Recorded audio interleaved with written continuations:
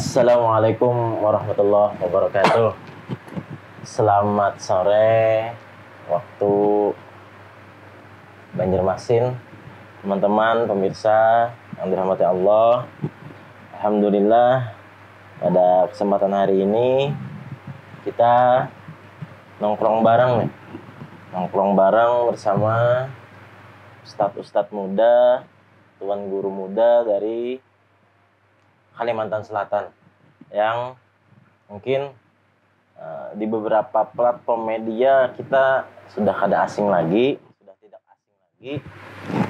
Yang pertama Ustadz Khairullah Zen, atau kalau orang Banjar itu sebenarnya bukan ustadz tapi guru Khairullah Zen ya kita guru. Kalau ustadz itu agak baru lah di panggilan untuk muallim yang ada di Kalimantan Selatan. Ustadz Khairullah Zen ini ketua daripada lembaga Bahsul Masail pengurus wilayah Nahdlatul Ulama Kalimantan Selatan, yang juga founder atau mudir dari Jam'iyah Ahlut Thariqah An-Nahdiyah Kabupaten Banjar, dan beliau juga aktif untuk mengajar di beberapa majelis baik itu dalam maupun luar negeri. Ujar gerak. Alhamdulillah. Mungkin bisa ulun betakun lah. Pian itu selain mengajar, ulun dengar juga Pian itu ada mengajar virtual yang bahkan jamaahnya itu sampai di luar negeri. Ujar daerah mana itu Guru Pian mengajarnya? Apakah masih di Asia atau ternyata di luar Asia Tenggara ini atau di luar Indonesia itu? Alhamdulillah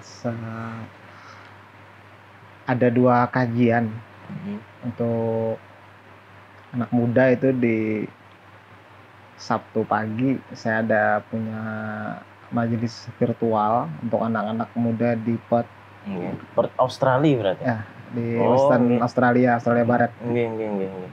Mereka mahasiswa, beberapa mahasiswa yang ada yang warga negara sana, ada yang warga negara kita cuman tinggal di sana. Jadi setiap Sabtu pagi, terus kalau di Minggu malam, malam Senin gitu. Nah, itu untuk yang orang-orang dewasa, orang tua. Kalangan orang tua.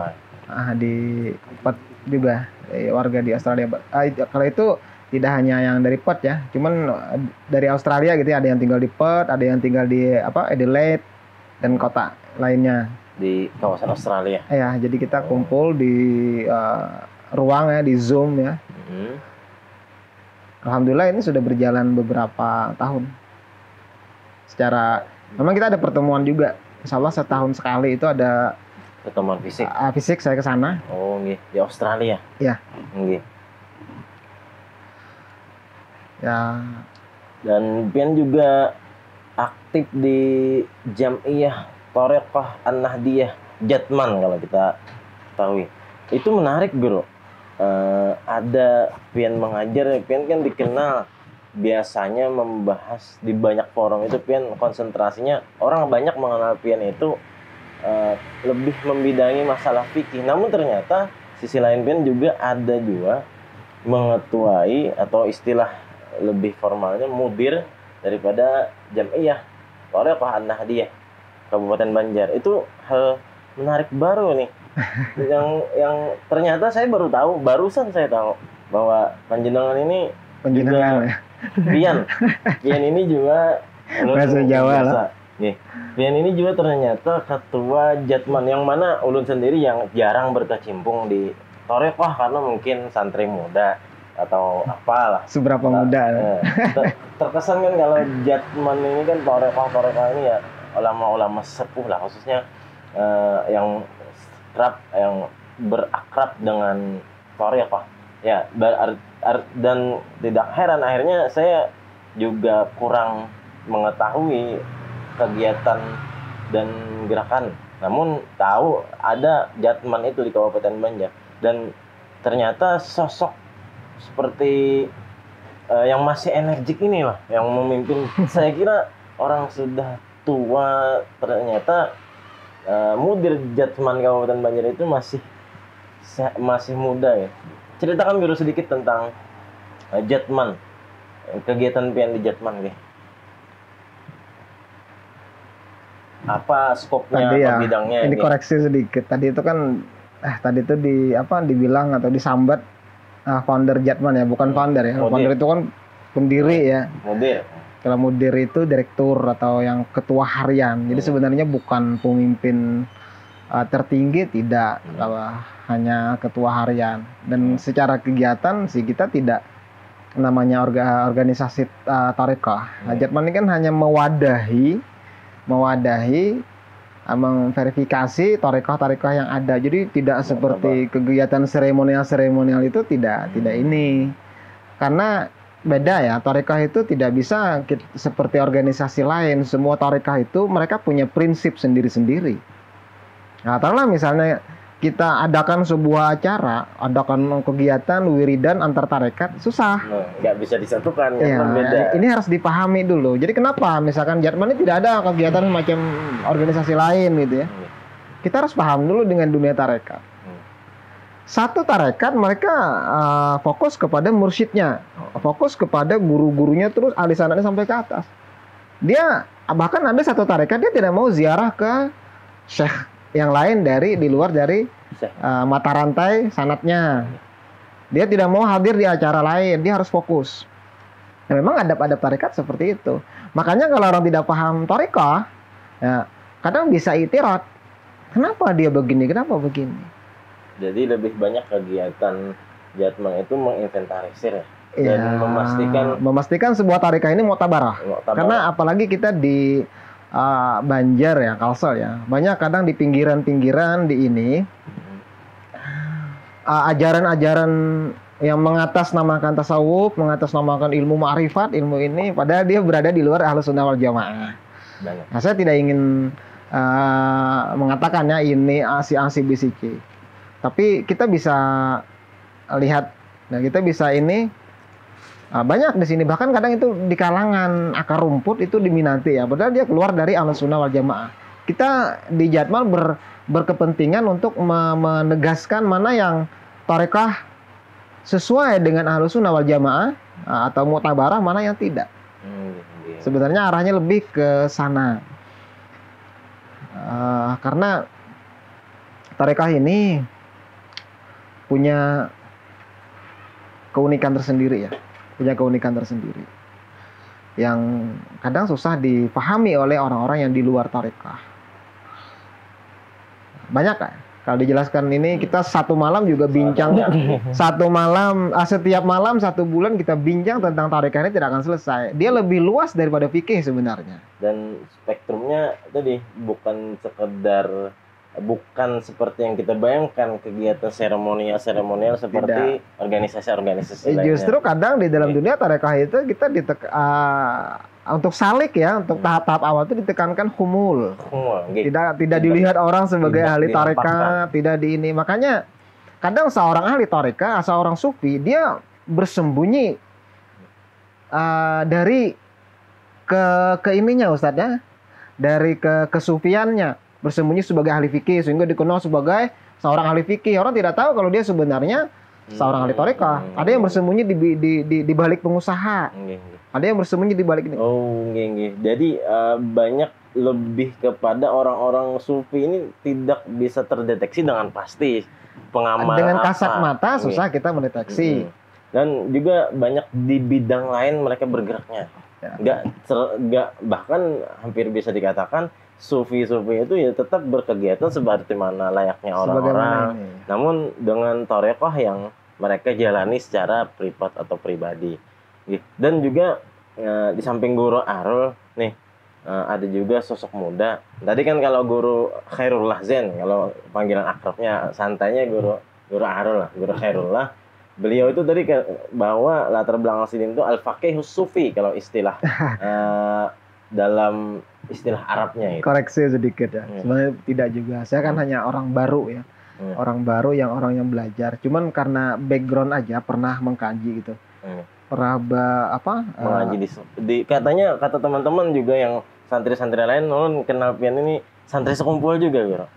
Justru saya itu lebih lama ngaji tentang dunia, tentang thariqah, tentang tasawuf ketimbang fikih. Saya fikih saya cuma di Mahat Ali ya, tiga tahun. Mahat Ali Darussalam, iya, cuma 3 tahun belajar fikih. Yang dalam arti spesifik ya. Kalau Darussalam pesantren-pesantren yang di tingkat awal, tingkat menengah, tingkat atas itu kan kita masih umum, belum spesifik. Yang spesifik fikih cuma di Mahat Ali 3 tahun. Tapi tasawuf saya itu kan 10 tahun di Sekumpul. Sama ada rutin hadir di majelis Abah yang kadang sehari itu kalau dulu bisa 2 kali pengajian. Satu pengajian durasinya kadang ada yang 2 jam, 3 jam. Setiap hari dulu ya, kecuali hari Jumat selalu ada pengajian Abah Guru Sekumpul. Nah, saya rutin hadir di sana. Jadi secara jam belajar itu justru lebih banyak ke tasawuf. Lebih banyak ke tasawuf dan tarekahnya. Lebih bergelut ke situ. Lebih bergelut ke sana. Jadi bisa dikatakan ya sebenarnya ya durasi belajar panjenengan nyantrinya pian itu lebih banyak ke akademik, bukan akademik sih kalau sufi, ke bidang tasawuf. Beda lagi nih satu, mungkin sebelah Ustadz Guru Hairul Hazen ini ada guru muda Banua, guru muda asli Banjar juga, Ustadz atau ulun nih terkadang salah-salah, Guru Sufyan. Guru Sufyan ini juga aktif di PWNU Kalimantan Selatan, khususnya di lembaga Bahsul Masail sebagai sekretaris ya, Jadi saya ketua, beliau sekretaris dan sekretaris. Artinya di sebelah saya ini orang-orang yang pakar lah. Kita katakan nggak di kelas. Jangan pakar lah, masih banyak yang pakar. Tapi namun berkecimpung di bidang Bahsul Masail, tentunya yang sering dihadapi itu adalah masalah-masalah. Tentu masalah keagamaan yang juga kalau kita ketahui sama-sama teman-teman, di Bahsul Masail NU itu tentu ada banyak pembahasan yang juga tidak hanya berkutat di bidang kitab kuning kan Guru, juga ada banyak bidang lain ikut sertakan. Biasanya tentu orang yang sudah terlibat di Bahsul Masail, saya mengakui bahwa mereka itu membahas itu banyak intradisipliner. Ada nanti kalau banyak isu kita juga melibatkan hal-hal lain kalau di Bahsul. Nih di samping kita nih ada sekretarisnya. Boleh saya beri tambahan dulu ya. Kalau kita di pondok, di pesantren itu kan kita bahas kitab kuning. Wawasan kita terbatas pada teks. Di belakang kita ini kan banyak kitab nih, ini kan teks-teks semua. Sebagian besar teks ini karya klasik. Yang dia membahas suatu kasus hukum yang ada di zaman itu. Kadang perbedaan zaman, beda situasi, beda kondisi itu harus ada perubahan ya Guru ya, Ustadz ya. Makanya tentang politik misalnya, dulu ini kan ala politiknya kalau di kitab ini ala-ala di zaman kekhalifahan atau zaman kerajaan ya. Tentunya kita tidak bisa ambil secara mentah kita langsung ambil masak ya, kita terapkan di sistem politik. Kalau kita kan sekarang trias politika ya. Nah, harus kita ada sebuah upaya,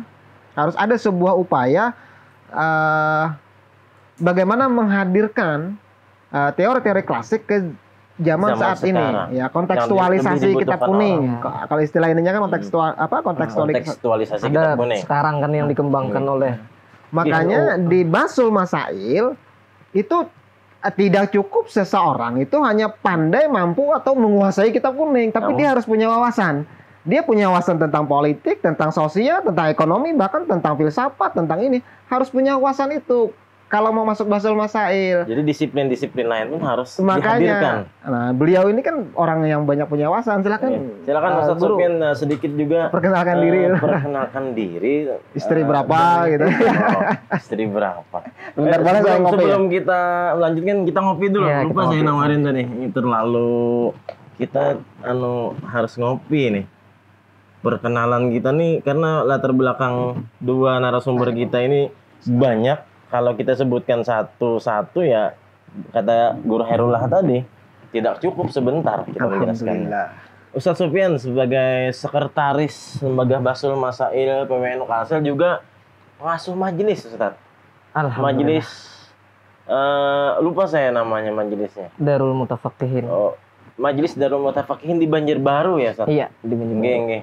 Di Banjarbaru Pian mengasuh majelis yang itu laki-laki atau perempuan Ustaz hadirinnya atau kedua-duanya ada dalam jadwal masing-masing. Kalau biasanya sih kalau untuk majelis yang umum itu dihadiri oleh laki-laki dan perempuan. Tapi fokus utamanya untuk kaum laki-laki. Namun karena di daerah itu kan tidak ada pengajian khusus untuk perempuan, ibu-ibu lah khususnya. Jadi ibu-ibu juga ikut di majelis itu. Terbuka ya. Juga ada majelis laki-laki perempuannya. Ada juga. Karena kita harus setara juga kan, selain memberikan edukasi kepada jamaah laki-laki juga perempuan juga harus, apalagi sampai Pian itu di posisinya domisilinya atau majelisnya itu di ibu kota Kalimantan Selatan ya. Iya, betul. Dengan mungkin masyarakat dan kultur dan banyak budaya yang bercampur baur yang mengharuskan juga pelajaran agama apa khususnya kita NU harus hadir juga di situ. Majelis-majelis ulama kiai-kiai NU, tuan guru NU harus mewarnai dan lebih mendominasi, siapa tahu harapannya mungkin agar mungkin banyak kalangan dari lain juga tidak sunyi lah kita di ibu kota provinsi ini. Selain berkegiatan belajar mengajar Ustaz Sufyan dan di LBM tadi, apalagi ada bisnis katanya juga. Ya, bisnis kecil-kecilan lah. Oh, kecil-kecilan. Bisnis. Jangan-jangan besar nih ternyata. Ya bisnisnya sih gak jauh dari profesi kita ya sebagai seorang pengajar. Apa itu Ustaz? Bisnisnya ya apa namanya? Jual apa? Punya toko kitab. Jualan kitab. Nah, ya jualan kitab. Alhamdulillah. Distributor nih jangan-jangan nih distributor. Mudah-mudahan. Amin. Amin. Jangan-jangan kitab-kitab di pesantren sekala saya ini beliau nih Amin. Jangan-jangan ya kan. Ini boleh ngerokok ya? Sambil boleh ya? sambil ngerokok kita. Diskusi ini kita harapkan cair Ustaz. Dan namun tentunya kita akan ada beberapa tema nanti yang saya pantik lah khususnya akan untuk kita angkat sebagai diskusi. Tadi lanjut ke kegiatan selain belajar mengajar tadi juga panjenengan ini juga ulun lihat di beberapa kegiatan kesempatan itu juga ada mengisi ceramah-ceramah. Ya. Penceramah juga, Guru Hairullah juga penceramah sebenarnya, bukan sekadar fokus di majelis saja, juga terbang ke situ kemari kayaknya juga. Terbang macam burung lah. Macam burung. Ceramah itu kalau diundang ya. Iya. Kalau diundang nggak ada yang undang kan nggak bisa ceramah kita. Geng. Ulun izin menyalai rokok dulu. Siap. Kan kalau ada undangan gitu kan. Jadi, karena kita kan dakwah juga apa namanya? Tidak bahkan nulis juga. Kalau beliau ini majelis saja. Kalau beliau bukan hanya ceramah, bukan hanya ngasuh majelis taklim, tapi juga nulis. Nulis kitab sudah banyak, ada berapa kitab nih guru? Kiai muda, guru muda yang produktif, multi talent. Jadi banyak bidang. Kalau mau nulis kitab mampu, ceramah juga oke. Majelis taklim punya, bahkan ngajar di pondok juga guru ya. Ngajar di pondok Warasatul Fuqaha Banjarbaru masih lengkap semua. Nggih. Satu aja yang kurang. Istrinya masih satu. Tapi apa namanya? Ustadz Khairullah juga luar biasa. Kalau kita akan mengarang kitab, beliau mengarang aktivis. Karena beliau ini itu tadi ada yang kelupaan. Beliau juga salah foundernya ya.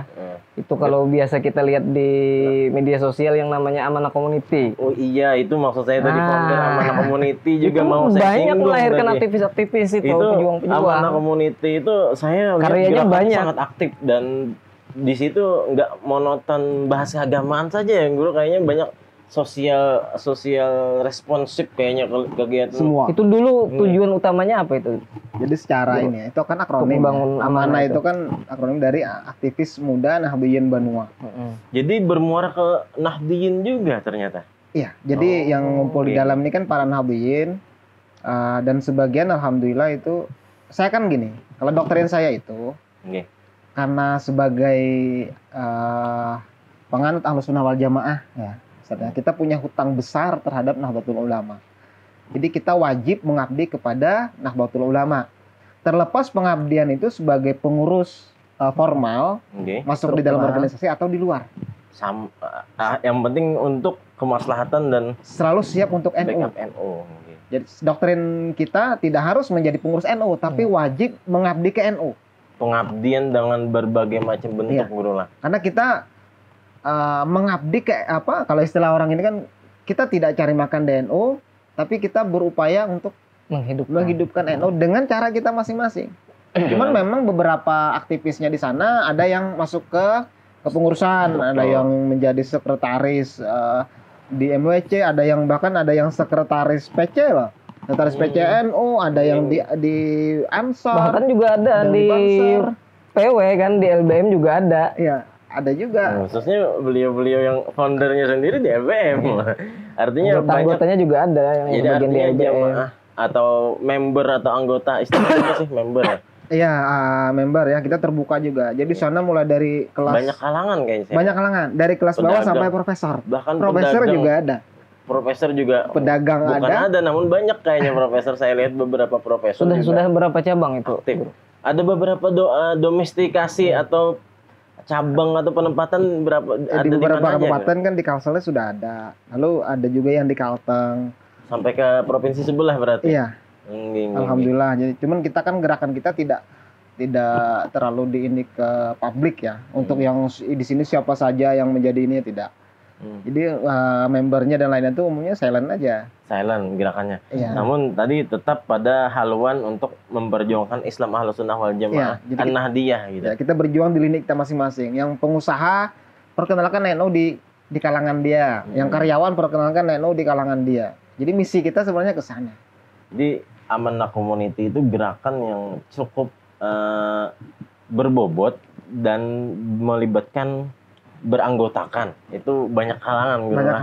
Sehingga tentunya organisasi semacam itu membuahkan banyak diskusi dan dari latar belakang berbeda dan menghasilkan buah pemikiran yang tentunya akhirnya untuk kemaslahatan NU yang bisa mendongkrak lebih bagus lagi ke depannya, Guru lah. Fokus kita ke luar ya, ke eksternal. Karena kadang NU disalahpahami ya, oleh orang-orang luar. Jadi kita kenalkan keluar. Kalau untuk di dalam ya silakan para pengurus yang mengurusnya.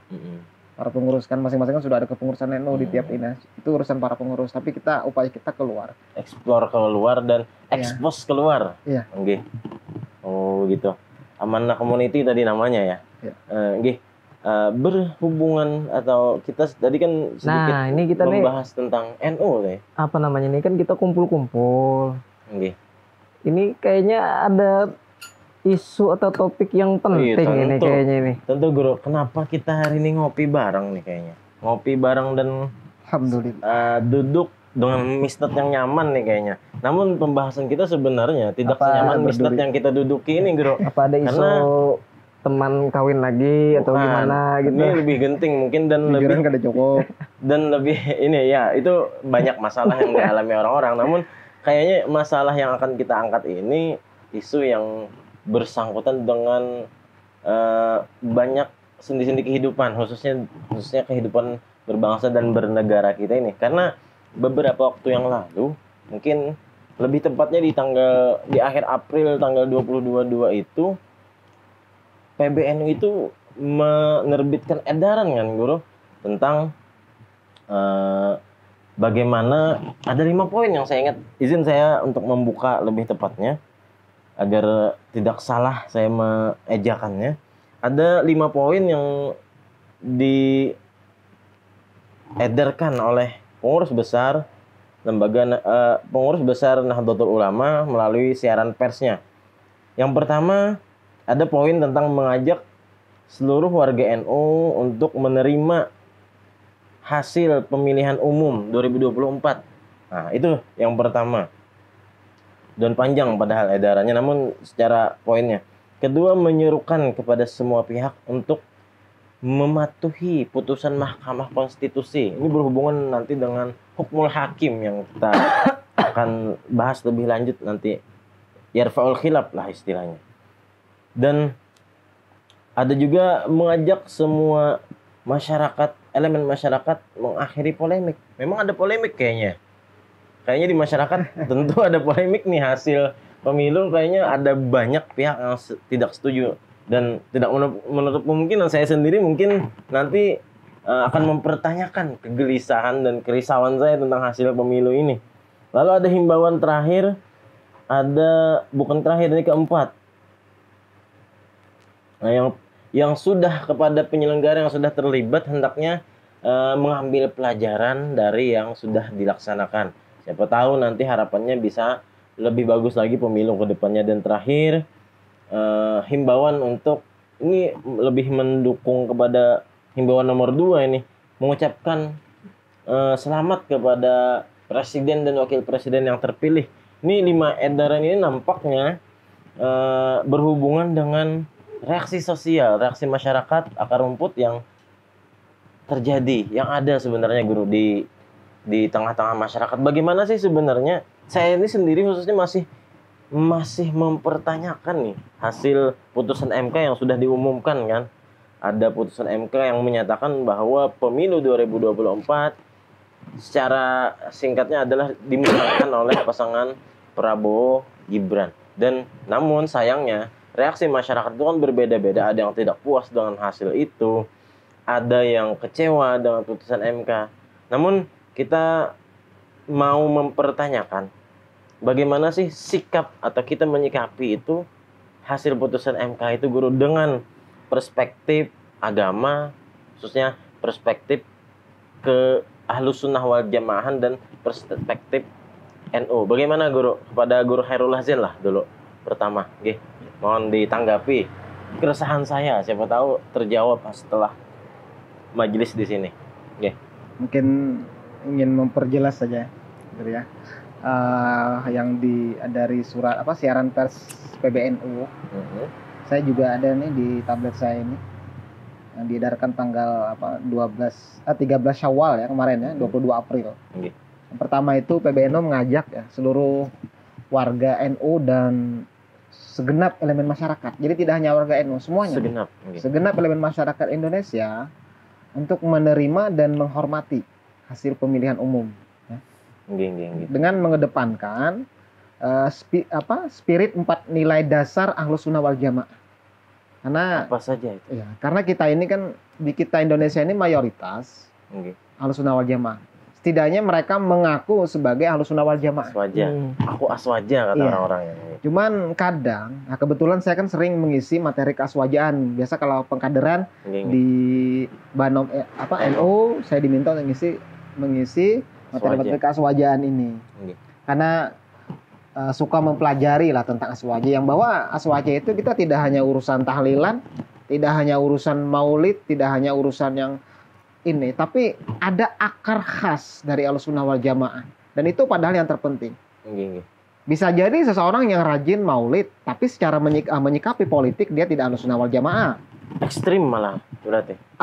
Menyikapi berbisnis dia tidak ala Ahlus Sunnah wal Jamaah, menyikapi tidak ala Ahlus Sunnah wal Jamaah misalnya. Makanya perlu pemahaman yang benar bagaimana sih Ahlus Sunnah wal Jamaah. Nah, dari rumusan para ulama-ulama kita di Nahdlatul Ulama itu ada 4 prinsip. Yang pertama, aswaja itu khasnya tawazun, seimbang. Yang kedua, tawassut, moderat. Yang ketiga, tasamuh, toleran. Yang keempat, i'tidal. Ini prinsip dasar dalam hal apapun itu. Misalnya dalam tasawuf, kenapa kita memilih tasawufnya Imam Junaid Al-Baghdadi, misalkan begitu. Ke atas kan Imam Hasan Basri, karena aliran-aliran tasawuf, aliran-aliran dalam dunia sufi itu sangat banyak. Ada yang lebih cenderung kurang proporsional, fikihnya sedikit, bahkan ada yang meninggalkan fikih. Sama sekali meninggalkan fikih. Ada juga di fikih sebaliknya, gitu ya, meninggalkan tasawuf. Nah, kalau aliran Imam Junaid yang ke bawah seterusnya sampai Imam Al-Ghazali ya. Ini kan proporsional, ya, Guru ya. Mohon kalau salah ditegur ya. Kita ambil tengah. Dan ahli-ahli tasawuf kita itu ahli-ahli fikih. Imam Al-Ghazali misalnya, kita mungkin kenal biasa orang sufi, punya karya Ihya, punya karya kitab-kitab tasawuf lainnya, misalkan kayak Al-Arba'in ya, tentang akidahnya, Bidayatul Hidayah. Tapi Imam Al-Ghazali itu bisa kita katakan mayoritas semua kitab fikih hari ini sumbernya dari kitab Imam Al-Ghazali, Basit, Wasit, Wajiz. Muaranya mana? Muaranya ke sana. Beliau seorang pakar fikih. pakar dan itu semua sanad ilmu fikih yang kita pelajari di pesantren rata-rata muaranya wasit, wajiz dan Wasit wajiz. Nggih. Usul fikih kita bermuara ke Al-Mustasfanya Al-Ghazali. Al-Mustafa, iya benar nggih. Makanya inilah Ahlussunnah wal Jamaah sebenarnya. Moderat dan proporsional. Kenapa kita memilih 4 imam? Nggih. Tidak di bidang fikih. Ya. Kenapa kita memilih Al-Asy'ari dan Al-Maturidi di bidang ilmu kalam, di bidang sifat 20 ya? Karena inilah yang moderat. Padahal tidak sedikit ulama-ulama di zaman itu. Di zaman Imam Junaid, di zaman Imam Syafi'i sangat banyak ulama ya guru ya. Iya. Dan kita bicara Ahlussunnah wal Jamaah ini yang khas juga yang perlu kita catat dan garis bawahi ya. Ahlussunnah wal Jamaah ketika bicara tentang keilmuan, dia fokus ke keilmuan. Tidak dicampur aduk misal mohon maaf dengan nasab. Kita lihat semua imam Ahlussunnah wal Jamaah ini tidak ada yang bernasab kepada Rasulullah SAW. Kecuali satu orang yang itu pun khilaf. Ada yang mengatakan Imam Syafi'i itu ibunya seorang sayyidah, seorang dzurriyyat Rasulullah, ibunya. Dari ada yang mengatakan. Itu pun masih khilaf. Kalau benar juga ini akan menabrak keyakinan yang mengatakan tidak boleh non syarif nikah dengan syarifah. Imam Syafi'i dianggap apa? Artinya orang yang berpendapat seperti itu dia keluar dari Ahlussunnah wal Jamaah. Kalau ikut pendapat ini. Nah, kalau kita bicara keilmuan, kita tidak bicara nasab. Nasab keilmuan jelas harus ada sanad keilmuan. Bagaimana kesesuaiannya dengan sanad-sanad ke atasnya. Tidak harus dia dzurriyyat ini, tidak harus ini. Oh, kalau dzurriyyat ini pasti alam, tidak. Nah, ini khas Ahlussunnah wal Jamaah. Jadi kalau ada orang yang lebih mengutamakan nasab ketika bicara keilmuan, dia tidak Ahlussunnah wal Jamaah. Seperti itu, Guru lah. Seperti itu, jelas. Dia tidak Ahlussunnah wal Jamaah. Imam kita jelas semuanya. Kita tidak memandang urusan nasab. Jadi kalau kita bicara ilmu ya fokusnya ke ilmu. Keilmuan. Sanad ilmu, nasab ilmu, bukan nasab secara biologis. Biologis nih. Bahkan ya. Silakan Bang. Keilmuan kita aswaja ini di era-era dulu itu hampir semuanya itu yang mengambil keilmuan itu dari non dzurriyyat semua.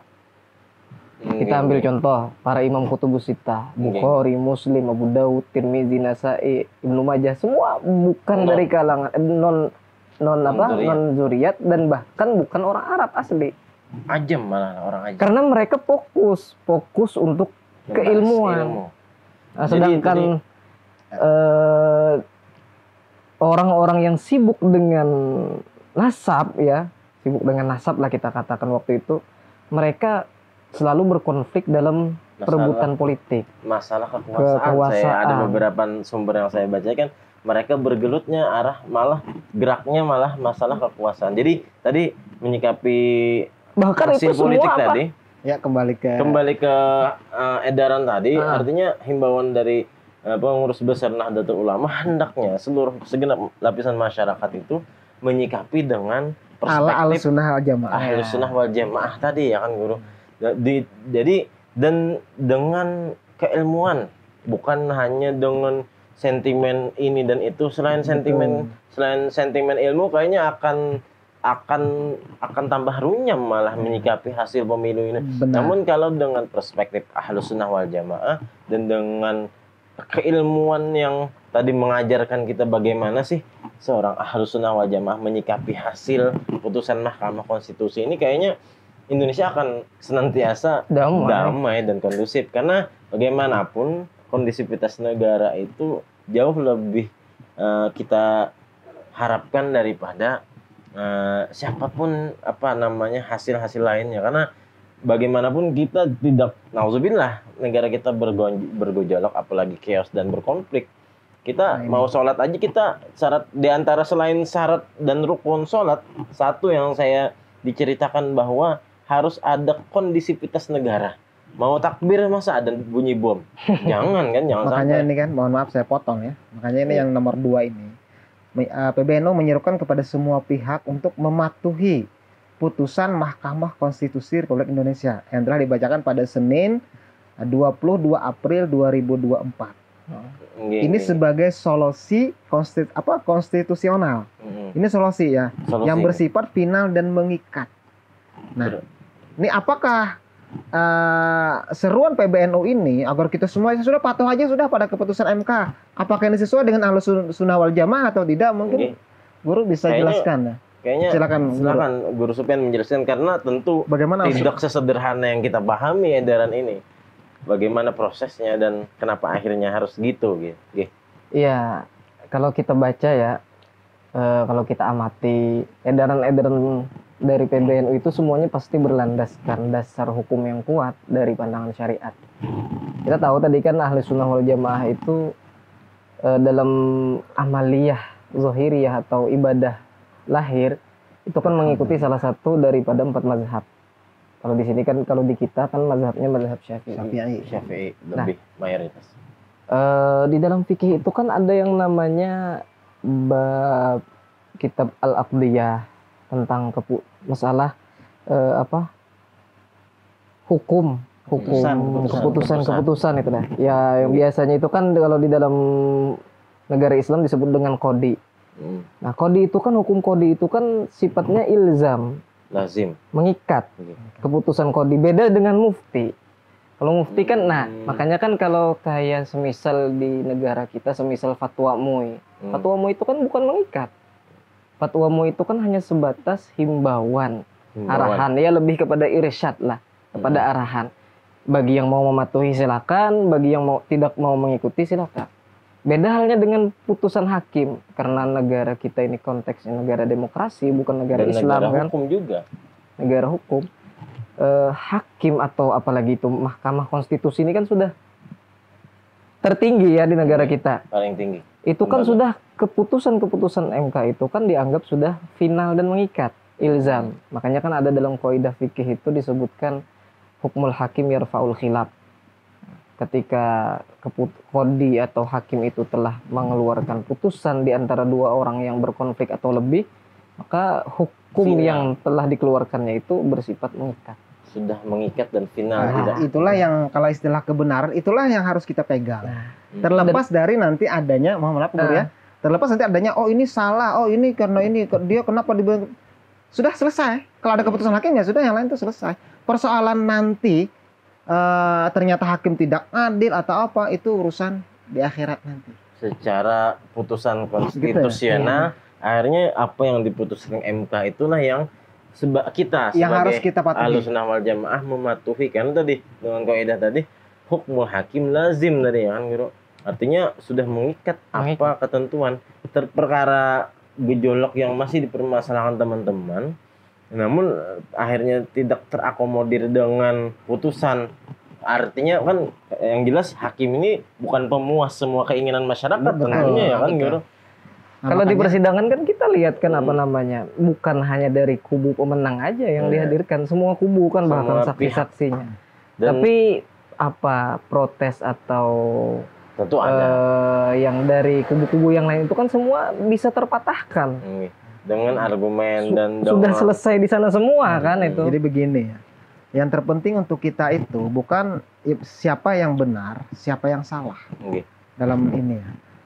Dalam konteks ini, dalam konteks politik hari ini, yang penting buat kita itu adalah bagaimana kita sebagai pengikut Ahlus Sunnah wal Jamaah menyikapi ini agar kita tadi masih dalam frame, masih dalam frame Ahlus Sunnah wal Jamaah, tidak keluar. Jangan sampai nanti kita suka tahlilan, rajin maulidan, suka ziarah, hobinya tawasul dan segala macam.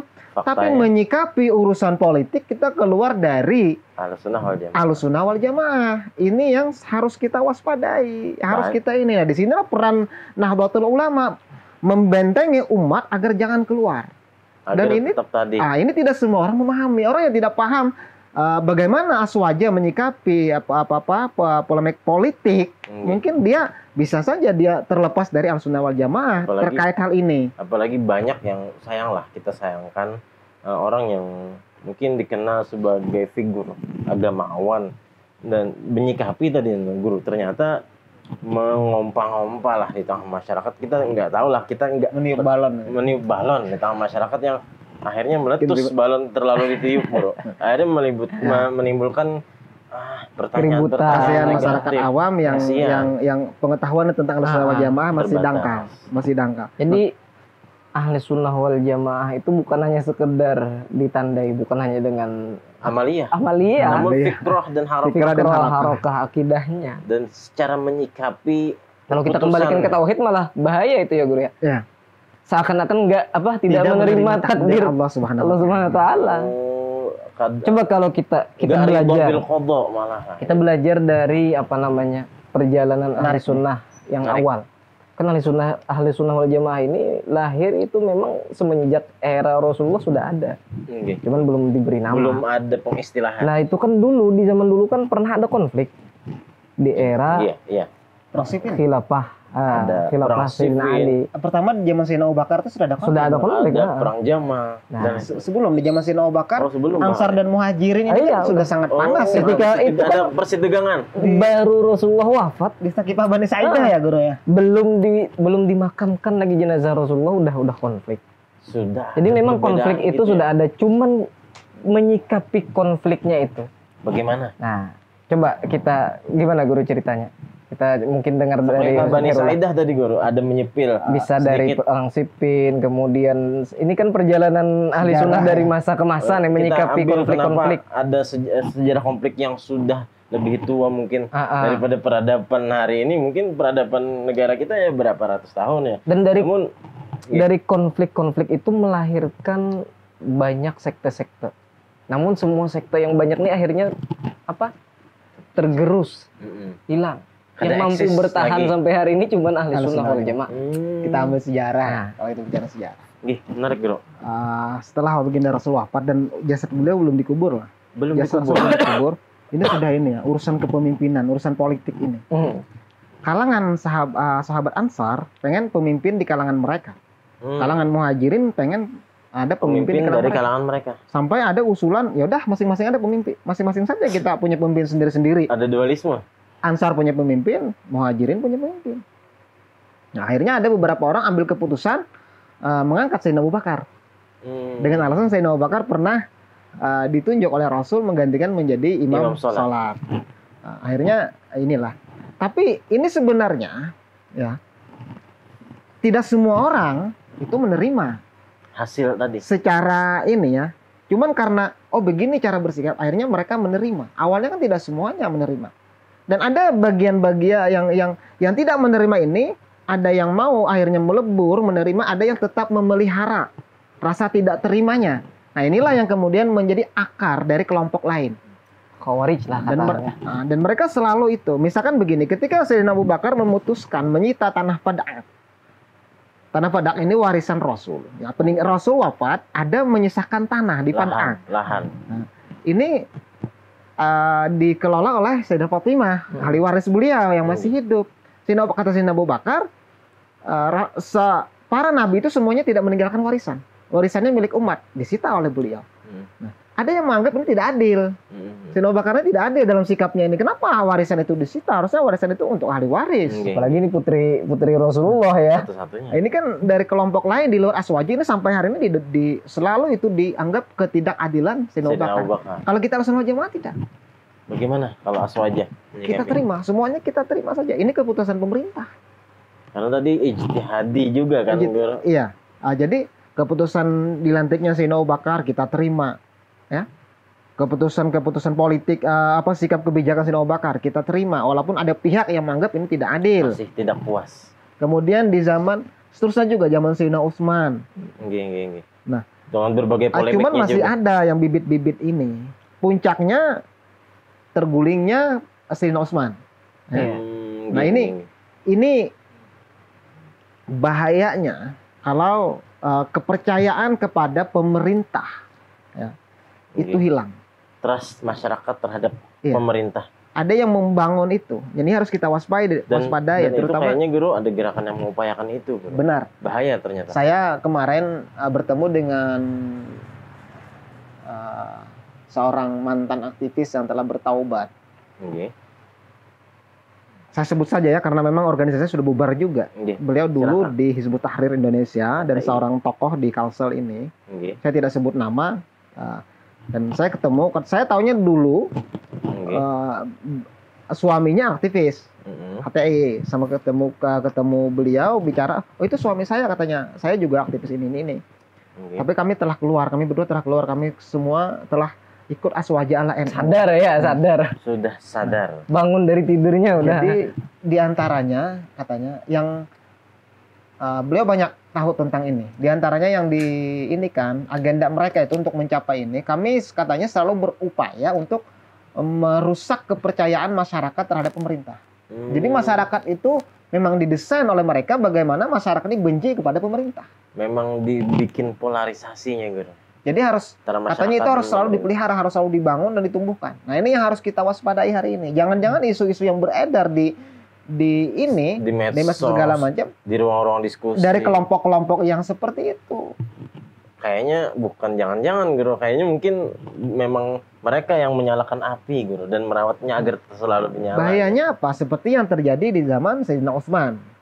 Ya. Akhirnya terjadi demo masyarakat dan menggulingkan. Bahkan Sayyidina Utsman terbunuh. Ketika itu ya. Sampai pertumpahan darah. Karena adanya ketidakpercayaan masyarakat terhadap pemerintah yang berkuasa. Dan ini orang-orang yang di luar Aswaja. Orang yang di luar Aswaja. Rasulullah Jamaah selalu menyepakati hasil gitu ya. Betul. Kemudian kayaknya dari awal tadi yang kita ceritakan bahwa bisa kita tarik kesimpulan yang namanya Aswaja dari awal mula eksisnya dengan berbagai konflik yang ada itu selalu menerima putusan dari pemerintah yang sah. Ya. Yang sah itu yang sah menurut hukum yang berlaku di negara itu. Nah, kita lanjut misalkan ya di zaman Sayyidina Ali terjadi perang Siffin antara Sayyidina Muawiyah. Sebelumnya terjadi perang Jamal. Itu ada Sayyidina Aisyah gitu ya. Ada Sayyidina Aisyah. Zubair Al-Awwam ya. Kemudian terjadi juga perang Siffin. Nah, menarik di perang Siffin ini, mohon maaf kita buka sejarah ya. Kita tidak menghakimi sejarah, tapi ini adalah fakta sejarah. Fakta sejarah yang nggak apa-apa. Ketika perang berkecamuk dan kubu Sayyidina Muawiyah hampir kalah. Ketika itu mereka menyerukan perdamaian. Mereka angkat Al-Quran katanya di ujung-ujung tombak. Kita berpegang pada Al-Quran semua kembali. Akhirnya berdamailah dua kubu ini karena menghormati Al-Quran. Nah, lalu bagaimana menciptakan upaya perdamaian? Ada usulan-usulan ya. Dua orang yang mengklaim diri sebagai khalifah ini harus mencabut mandat. Mandatnya harus dicabut. Jadi agar tidak ada kekhalifahan dulu, baru dipilih satu khalifah. Dikosongkan dulu, baru diangkat yang baru. Siapa yang duluan katanya? Ya udah, kubu Sayyidina Ali duluan. Dicabutlah mandat Sayyidina Ali, gitu ya sejarahnya. Setelah dicabut mandat Sayyidina Ali, tiba-tiba dari kubu sebelah, oh berarti Sayyidina Ali sudah jadi khalifah. Hari ini khalifah satu-satunya berarti Sayyidina Muawiyah kan belum dicabut. Ya sudah, kita tidak perlu memilih ulang, yang ini saja sudah kita tetapkan. Kalah strategi politik. Kalah strategi politik. Nah, secara ini ya mungkin ini kecurangan politik. Di sini mau kecurangan politik. Betul. Jelas. Kayaknya. Tapi bagaimana Ahlussunnah wal Jamaah menyikapinya itu yang penting. Bagaimana Ahlussunnah wal Jamaah menyikapinya? Ya sudah. Kalau beliau yang ini, kita tidak perlu berkonflik lagi. Kita islah saja. Nah, makanya di poin nomor 3 ini PBNU mengajak semua elemen bangsa untuk mengakhiri polemik atas hasil pemilihan umum yang telah berjalan. Dan kita mulai lembaran islah yang sudah dibacakan, diputuskan oleh Mahkamah Konstitusi. Itu hasil keputusan yang kita terima saja. Terima saja sudah. Kita tidak lagi bicara, oh ini curang, oh ini begini. Agar tidak terbelenggu dan terus-menerus di dalam polemik yang tidak ada kebagusan untuk pembangunan Kalau tidak, bangsa. kita tidak bisa maju ya. Guru, ya? Kita tidak bisa maju. Stagnan di sini-sini saja. Di sini. Itu Ahlussunnah wal Jamaah. Sudah dicontohkan oleh para sahabat di zaman dahulu. Itu masih banyak sahabat Nabi guru ya yang masih hidup ketika perang Siffin itu. Dan kayaknya guru padahal itu jelas-jelas ya melakukan kecurangan ya. Jelas melakukan kecurangan kalau kita bicara masalah kecurangan. Benar. Dan nampak kecurangannya kan. Iya, mohon maaf, dan saya lihat juga di beberapa belahan dunia yang sampai hari ini masih berkecamuk, berkonflik masalah kekuasaan, kayaknya sulit maju guru ya. Iya. sulit maju dan berkembang. Kita belajar berkembang saja tidak, apalagi maju. Negara-negara di Timur Tengah. Timur Tengah itu memang konflik yang diciptakan, baik itu secara geopolitik maupun konflik yang memang bermuara di dalam internal mereka sendiri ya kan, Guru. Yang jadi korban ini kan yang kasihan ini warga. Yang tidak paham itu kan selalu menjadi korban dan selalu bukan hanya korban kebodohan tapi korban penderitaan, kemiskinan, kesengsaraan. Nah, saya kira dan saya menduga bahwa putusan atau edaran ini tentunya tidak menginginkan hal-hal seperti demikian. Betul. Namun lebih tepatnya kepada yuk bagaimana kita membangun bangsa ini agar lebih maju lagi ya kan, Guru. Mungkin kemajuan bangsa itu sendiri kalau politiknya stabil, kalau negaranya kondusif, akhirnya banyak investor yang masuk, banyak segala macam, dan banyak lapangan-lapangan pekerjaan baru bukan hanya negara yang stabil, agama pun stabil. Beragama pun. Makanya kan Imam Ghazali itu mempunyai statement di dalam Ihya. Kata beliau, kayak terjemahnya saja ya. Agama ini tidak akan bisa berkembang dan maju tanpa ada bantuan dan dorongan dari dunia. Yang dimaksud beliau dunia itu adalah kekuasaan lah, pemerintahan yang sah. Oleh karena itu kata beliau, pemerintahan yang sah itu wajib ada. Jadi harus hadir. Pemerintah itu harus hadir di banyak lini dan sendi-sendi. Yang pertama harus ada dulu. Yang ada awalnya kan itu dulu. Harus ada sebuah pemerintahan. Iya. Kan ada juga teori lain ya. Mohon kalau kita bicara dan yang politik, terpenting, Guru, sebentar, yang terpenting, Imam Ghazali itu mengatakan harus ada sebuah pemerintahan. Bukan pemerintahan Islam atau pemerintahan khilafah enggak. Yang penting dipimpin, ada kepemimpinan di sana. Ada suatu sistem yang mengatur negara ada rule, ada aturan. Terlepas dari sistemnya seperti apa, mau kerajaan silahkan, itu kan masalah demokrasi, monarki ataupun demokrasi dan bentuk-bentuk pemerintahan lainnya ya kan. Asal harus ada eksis dari pemerintahan. Guru lanjut tadi yang bagaimana? Ya karena ada juga pendapat-pendapat kan dari berbagai macam ya, kalau kita ngaji filsafat atau ngaji ini ya. Tanpa pemerintahan pun kita bisa hidup.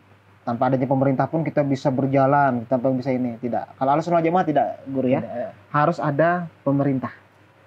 Harus ada pemerintah. Terlepas dari bagaimana sistem pemerintahannya, yang penting ada pemerintah. Mungkin gitu ya, Guru ya. Iya, tidak ada utlah atau kekosongan di situ ya, Guru. Karena kekosongan itu kayaknya ada banyak ketidakberaturan. Itulah kenapa sebelum jasad Rasulullah dikuburkan sudah harus ada pengganti kepemimpinan.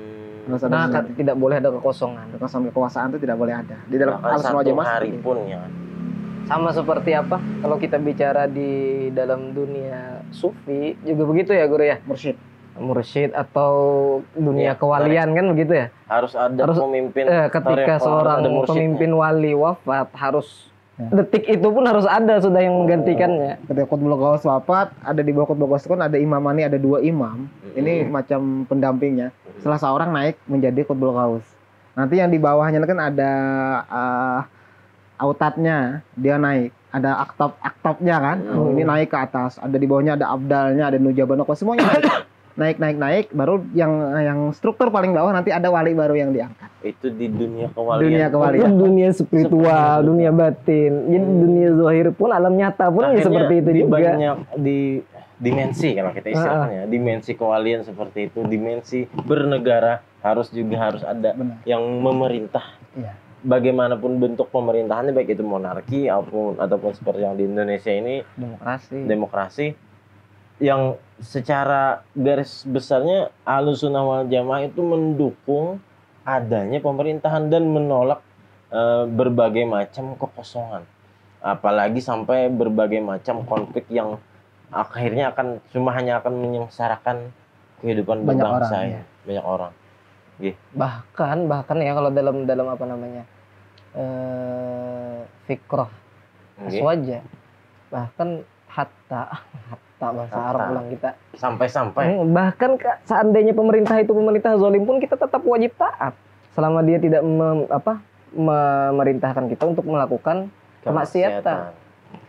Jauh di abad ke-6 Imam Nawawi sudah mengeluarkan fatwa itu tentang kewajiban taat kepada pemerintah. Bagaimanapun Meskipun pemerintahnya, ya meskipun pemerintah itu pemerintah zalim, apalagi pemerintah yang mungkin ya kita katakanlah pemerintah yang akan mengisi ini terindikasi zalim, kan hanya indikasi waham, dan apalagi masih waham, belum tentu. Apalagi pemahaman masyarakat seperti ini, iya. Seakan-akan sosok pemimpin itu satu di Indonesia ini, kepala daerah atau presiden. Padahal kalau kita pahami secara struktur ya, pemerintahan atau pemimpin di Indonesia itu terdistribusi dengan trias politika tadi, ada yudikatif, ada di legislatif, itu bukan hanya presiden aja, dan ada eksekutif ya. Beda itu dengan khalifah, beda dengan sistem khilafah, dengan sistem monarki kerajaan, beda. Trias politika beda, sangat berbeda. Di sini nggak ada tangan besi. Kalau khilafah ya satu-satunya yang mempunyai kekuasaan ya khalifah ya, bro, ya. Absolutnya kan, nggak absolut seperti kalau contoh kita tetangga kita lah,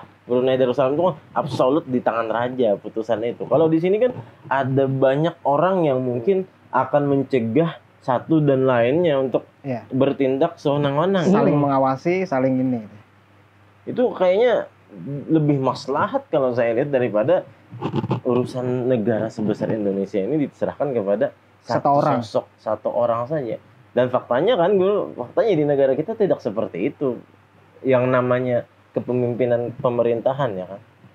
Dan harapannya ya teman-teman semua, ya kita tadi dengan perspektif yang sudah dipaparkan oleh dua narasumber kita mengajak lah, setidaknya kita dulu, ini saya baru tercerahkan juga nih dari berbincang dengan para narasumber ini datang dari Taiwan ini baru tercerahkan. Wah, di sini ini baru datang dari Taiwan nih. Dakwahnya sampai ke Taiwan ini. Luar biasa. Ini juga luar biasa. Matanya agak sipit-sipit. Sipit dari lahir, Guru. Oh, gitu. Enggak. Tapi saya lupa dari diri awal memperkenalkan siapa sih saya sebagai moderator ini. Ya, teman-teman, saya ini nama Muhammad Syarofi, orang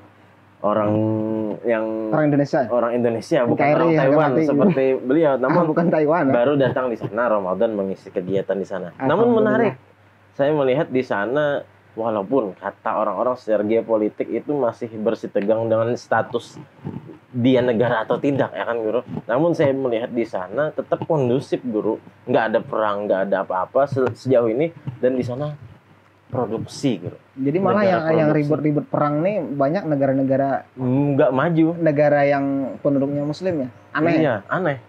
Di sana negara minoritas Muslim, Guru, namun tapi damai ya. Secara industrialisasinya bagus, secara kita lihat aja banyak produk-produk teknologi yang berasal dari sana. Dan hari ini yang lagi hangat-hangatnya ini pada Apple semua nih, ada Apple. Ini jangan-jangan produk Taiwan juga di pabriknya. Taiwan yang namun manufakturnya di sana diadreskan ke Cina, Guru. Padahal Taiwan, Guru. Apalagi chip, Guru. Kita bicara chip. Ada hari ini istilah war chip, Guru. Masalah rantai pasok chip dunia, chip global itu Taiwan pemain 60% kebutuhan chip dunia, Guru. Namun ya tadi kita melihat dari negara maju. Saya sedikit bercerita, Guru. Negara maju itu kayaknya fokus untuk bagaimana menciptakan kondisivitas negara, Guru, agar investor atau pabrik-pabrik dan produsen-produsen itu mau datang ke negaranya berinvestasi, akhirnya menciptakan lapangan kerja dan menyerap sebanyak-banyaknya tenaga kerja. Logikanya kan begini, saya punya uang banyak, gitu ya. Misalkan begini, saya punya uang banyak. Saya mau bikin sebuah perusahaan, masa saya bikin perusahaan di tempat atau di daerah yang di sana kok tidak kondusif, yang kacau? Ya, jelas, ngapain? Hancur perusahaan. Nah, masih ada konflik. Kalau di sini damai, saya bisa masukkan uang saya ke sana, bikin perusahaan, bikin pabrik, bikin industri yang kemudian menyerap tenaga kerja di sana. Iya, dan akhirnya tenaga kerja yang diserap itu, Guru, dengan adanya transfer of teknologi kata orang sekarang, TOT, itu akhirnya yang dulunya nggak ngerti berindustri dengan baik dan maju, akhirnya secara tidak langsung, Guru, mereka jadi masyarakat yang luar biasa secara peradaban dan perindustrian, dan negaranya yang akhirnya menjadi maslahat semua. Makanya kalau kita terlalu sibuk urusan-urusan mengurus politik ini ya, polemik politik ini, kita ngurus ini tidak adil, ini curang, ini apa segala macam. Selamanya kita tidak akan maju. Selamanya akan begini, tidak akan maju, atau bahkan mundur ya. Atau bahkan mundur. Nauzubillah. Kita lihat aja kemarin pasca sidang ketika masih ramai, masih ribut-ributnya orang menyikapi hasil sidang MK itu, rupiah turun. Benar. Nilai rupiah jatuh. Iya betul. Itu pertanda. Ada Bagaimana gejolak fiskal akhirnya terganggu. Bagaimana para ini ya orang-orang kaya dunia memandang rupiah. Gitu akhirnya ya. merugikan malah guru ya. Benar. Gejolak dengan bahkan gejolak yang hanya berupa isu gejolak yang belum terjadi kisruh sebenarnya kan belum. Iya. Jadi orang-orang yang bikin isu, yang suka share-share itu, share yang segala macam yang mengajak masyarakat untuk tidak menerima putusan MK, untuk ini apa segala macam, itu merugikan banyak orang sebenarnya. Merugikan banyak orang, bahkan merugikan negara. Dia sadar tidak sadar dia sedang melakukan sebuah upaya untuk menjatuhkan negara kita. Dampaknya ternyata sedestruktif mau itu, dia ya. pakai serban, mau dia pakai jenggot macam saya, mau pakai apa, itu orang yang berbuat buruk terhadap negara ini sebenarnya. Bahkan yang mereka rugikan bukan cuma person, namun negara. Bukan Alabio, bukan ini, tapi negara itu. Luar biasa. Jadi dampak negatifnya di banyak lapisan ya. Sangat banyak. Dan nauzubillah, karena kita tahu sendiri ada gium dari ulama-ulama kita, bahkan kadal faqru ayyakuna kufron kan gitu. Benar. Kalau kita lemah secara ekonomi, ke akidah kita bisa jadi tergadaikan gitu ya. Sehingga harapan kita dengan hasil pemilu ya, saya sendiri mengharapkan dengan hasil pemilu ini ada wajah baru, pembangunan maupun sektor ekonomi yang membawa kemaslahatan. Yang jelas kita kan dapat EKN ya. Iya. Cuman kalau kita bicara tadi kalau kita bicara itu merusak akidah ya. Sekarang saja akidah kita sudah ini kan. Kalau ketika menerima ajakan-ajakan untuk tidak menerima segala macam itu sudah merusak akidah. Soalnya kita tidak menerima keputusan. Iya. Mahkamah Konstitusi tadi yang apapun yang terjadi itu sesuatu yang sudah ditakdirkan Allah Subhanahu wa taala, qada dan qadar Allah. Nah, kita harus terima itu. Rukun iman yang nomor 6 itu menerima qada dan qadar Allah. Yang baik dan jahatnya. Suka atau tidak suka maksudnya. Karena kalau dari ini di hadapan Allah itu tidak ada jahat. Allah tidak semua keputusan Allah tidak bisa dinilai baik dan buruk. Allah suka atau tidak sukanya kita. Iya. Jadi kita suka atau tidak suka, kita wajib terima itu semua. Dan itu berpengaruh pada rukun iman lainnya. Kata Abah Guru Sukompo dulu, penentu rukun iman kita yang 5 sebelumnya itu yang nomor 6 ini. Menerima qada dan qadar Allah Subhanahu wa taala. Itu akhirnya ya harapan kita dengan kita mengingat kembali tadi rukun iman yang ke-6 tadi ya, menerima takdir tadi ya kan. Ya. Itu akidah kita pertama-tama ya kan, itu selamat dan negara kita kondusif jelas ya kan. Ya akhirnya kedepannya benar. Kedepannya kita lebih lagi Indonesia ini di kancah dunia lebih maju lagi, lebih bisa memiliki power yang lebih lagi dan punya daya tawar yang di Asia ini bukan sekedar banyak punya skala orangnya, namun juga punya daya tawar dan kekuatan pengaruh politik lebih besar sebagaimana besarnya negara kita di Asia. Bukan hanya kuantitas tapi kualitas ya. Amin. Jadi jadi apa namanya? Jadi macan Asia ya. Bukan hanya sekedar bola macan Asia. Ini by the way ini. Mungkin saya ada kesibukan. Mungkin beliau banyak kegiatan. Lumayan banyak kita bahas tadi dari berbagai perspektif, berbagai keilmuan dan berbagai sumber. Namun tidak sempurna kayaknya. Kalau diskusi kita ini tidak kita mintakan kepada para narasumber untuk memberikan closing statement berupa pesan atau apalah untuk para pendengar, para pemirsa yang melihat atau menyaksikan diskusi kita hari ini melalui layar monitor, layar HP, layar tablet atau layar laptopnya. Jadi, silakan kepada Ustadz Sofyan kan dulu, karena tadi diwawancara pertama Guru Herullah, Guru Sofyan yang pertama memberikan closing statement untuk sesi terakhir ini. Silakan.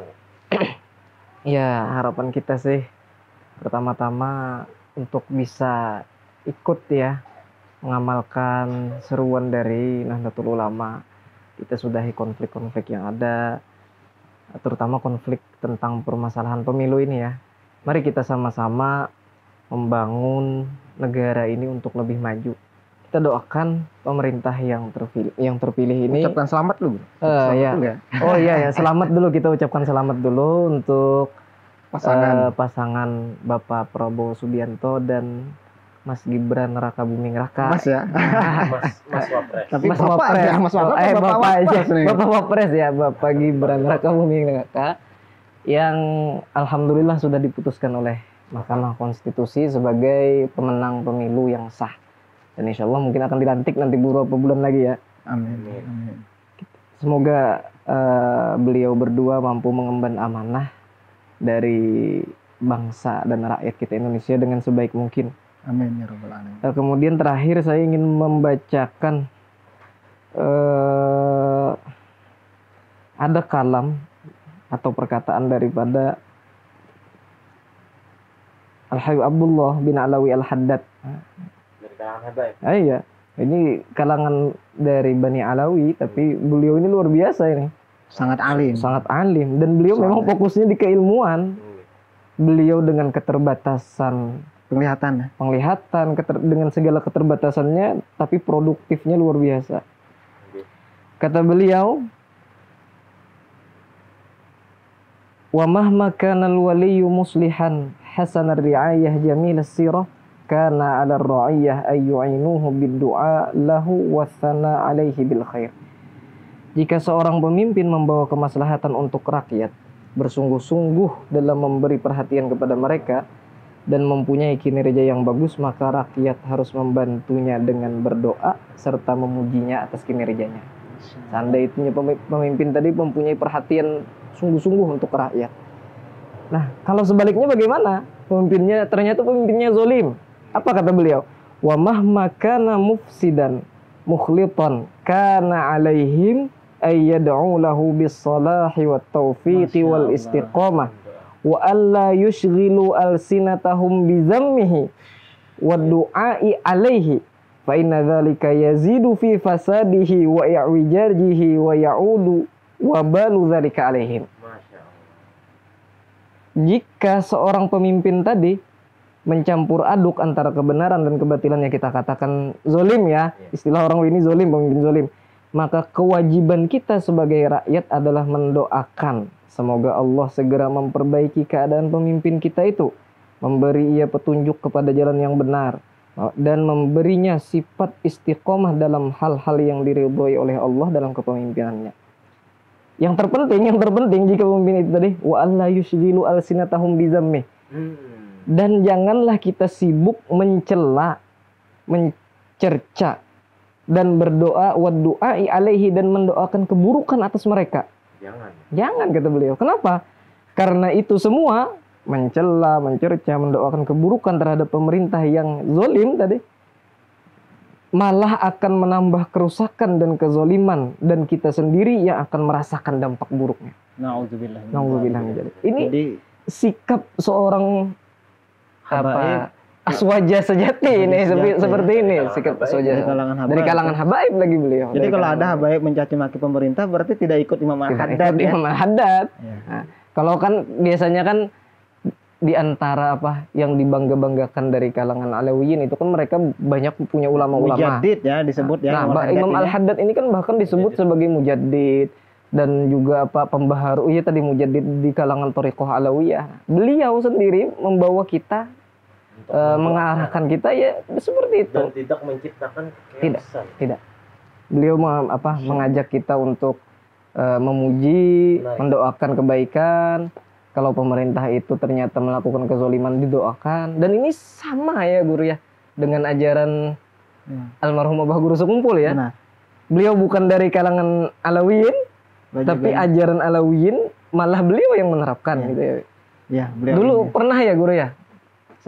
Kalau ulun sih karena masih muda, jadi mungkin belum sempat mendengar langsung tentang beliau melarang untuk aksi-aksi lah untuk pemerintah ya guru. Demonstrasi dan segala macam itu kan beliau beliau malah menyuruhkan berdoa saja ya guru. Mendoakan ya. Padahal di zaman Orde Baru itu. Yang dimana kita tahu sendiri ya banyak.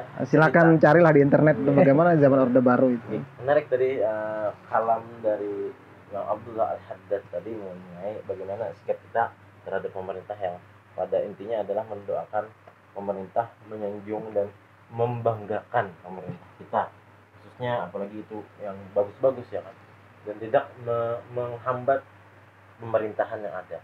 Oke, mungkin selanjutnya closing statement dari Ustadz Guru Hairul Lahzen, silakan.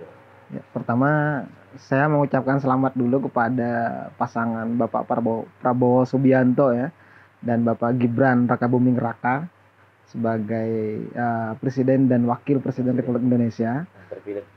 Saya doakan mudah-mudahan beliau berdua diberikan kekuatan untuk mengemban amanah yang besar dan berat ini, dan mudah-mudahan beliau ditolong oleh Allah Subhanahu wa taala untuk mampu bersikap adil, bersikap baik dan menciptakan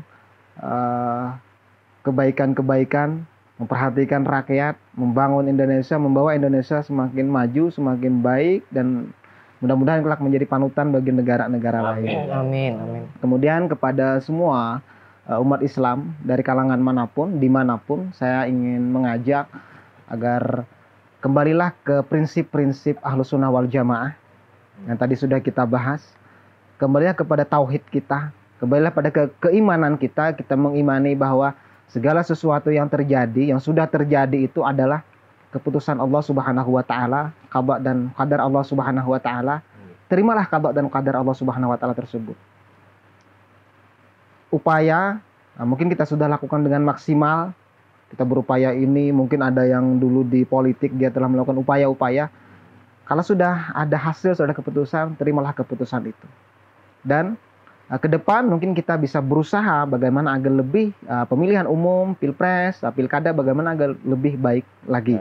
Kemudian saya ingin ingatkan juga bahwa terutama kita Ahlus Sunnah wal Jamaah di Banua Banjar ini, kita punya wirid, ya, punya wirid yang berupa ekspresi ungkapan. Sebenarnya itu ungkapan hati. Setiap habis sholat maghrib, setiap habis sholat biasanya kita baca Allahumma la mani'a lima a'taita wa la mu'tiya lima mana'ta wa la radda lima qadaita wa la yanfa'u dzal jadda minkal jadd. Kita ungkapkan itu setiap habis sholat. Allahumma la mani'a lima a'taita. Ya Allah, tidak ada yang mampu menegah apa-apa yang Engkau berikan. Terus apa? Wala mu'tiya lima mana'ta. Tidak ada yang mampu memberikan apa-apa yang Engkau cegah. Terus selanjutannya apa? Wala radda lima qadaita. Tidak ada yang mampu menolak. Siapapun tidak ada yang mampu menolak apa yang telah Engkau putuskan. Wala yanfa'u dzal jadda minkal jadd. Sebenarnya secara hakikat tidak ada manfaat kesungguhan orang-orang yang sungguh-sungguh itu ya. Orang yang berjuang berini. Semuanya tetap adalah keputusan Allah. Nah, ini kita ungkapkan setiap habis salat. Harusnya itu menjadi terapan. Begitulah cara Ahlus Sunnah wal Jamaah menyikapi apapun yang terjadi di dunia ini, urusan politik, ekonomi dan lain sebagainya. Kalau sudah terjadi, ya itulah yang terjadi, itulah takdir Allah. Kita terima. Ridha bil qada dan qadar Allah Subhanahu wa taala. Ya, mungkin itu. Luar biasa. Tadi closing statement yang disampaikan Guru Hairul Lahzen maupun Guru Sufyan yang mengingatkan kita kembali tentang ayolah kita sudahi berbagai kecamuk, konflik atau narasi-narasi negatif baik itu di ruang publik maupun di ruang privat, di sosial media, dan hendaknya kita mendoakan kepada pemerintah kita yang terpilih untuk memimpin negara Republik Indonesia sebagai presiden dan wakil presiden yang hari ini ditakdirkan oleh Allah, yaitu Bapak Prabowo Subianto dan wakilnya Bapak Gibran Rakabuming Raka untuk menjadi pemimpin di negara kita. Semoga kita doakan untuk mengamalkan daripada pepatah atau pepadah atau nasihat dari Imam Haddad tadi. Kita doakan bahwa agar pemerintahan kita ke depan itu membawa berbagai bentuk kemaslahatan untuk negara kita dan untuk masyarakat, segenap masyarakat yang hidup dan menjadi warga negara Indonesia. Mungkin kita akhiri karena waktu juga yang membatasinya diskusi kita atau jagongan kita atau orang Jawa atau istilah sekarang kalau kita ini kan di digitalisasi nih akhirnya podcast lah istilah hari. Orang Banjar itu bepandiran. Iya. Kita sudahi dulu Mohon maaf kalau ada kata-kata yang kurang bisa diterima. Saya sebagai pembawa acara Muhammad Syarafi mungkin pamit undur diri juga dari lensa kamera yang lagi direkam ini. Wallahul muwaffiq ila aqwamit thoriq. Wassalamualaikum warahmatullahi wabarakatuh. Waalaikumsalam warahmatullahi wabarakatuh.